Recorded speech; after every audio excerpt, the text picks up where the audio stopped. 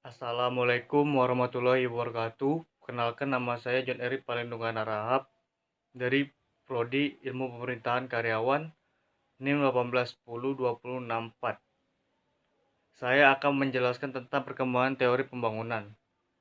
Teori pembangunan juga termasuk teori besar yang dikenal dengan istilah ideologi developmentalisme. Sesuai nama teori ini, berporos pada aspek pembangunan, lebih khususnya pembangunan ekonomi atau perkembangan ekonomi. Gagasan teori pembangunan adalah asumsi bahwa pertumbuhan ekonomi merupakan motor penggerak terciptanya kesejahteraan sosial dan progres politik.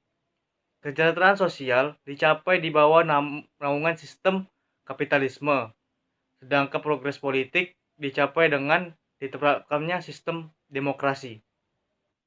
Teori pembangunan menurut para ahli.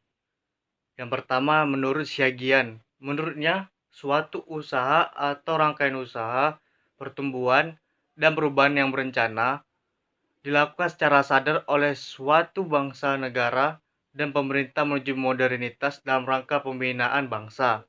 Yang kedua, menurut Ginanjar Kartasasmita. Menurutnya, memberikan pengertian yang lebih sederhana, yaitu sebagai suatu proses perubahan ke arah yang lebih baik melalui upaya yang dilakukan secara terencana. Yang ketiga, menurut Alexander. Menurutnya, pembangunan development ialah proses perubahan yang mencakup seluruh sistem sosial seperti politik, ekonomi, infrastruktur, pertahanan, pendidikan, dan teknologi, kelembagaan, dan budaya. Yang keempat, menurut Potres.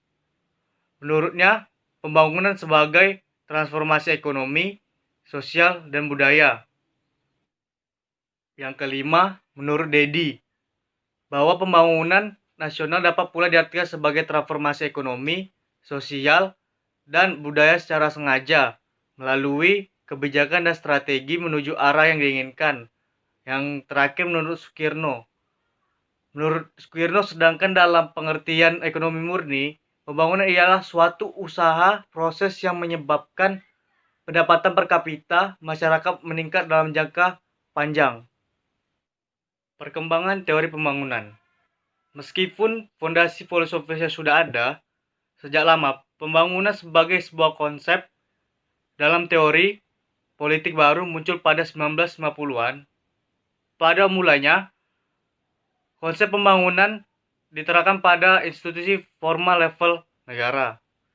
Penerapan melalui proses legal ditopang oleh konstitusi dan hukum. Tujuannya menciptakan negara yang stabil dengan sokongan konstitusi yang jelas tentang pertumbuhan ekonomi.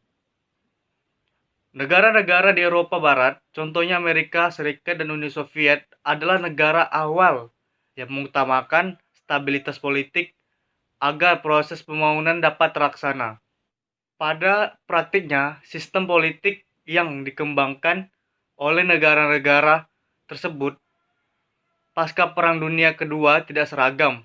Keberagaman ini disambut munculnya beberapa studi komparatif tentang teori pembangunan.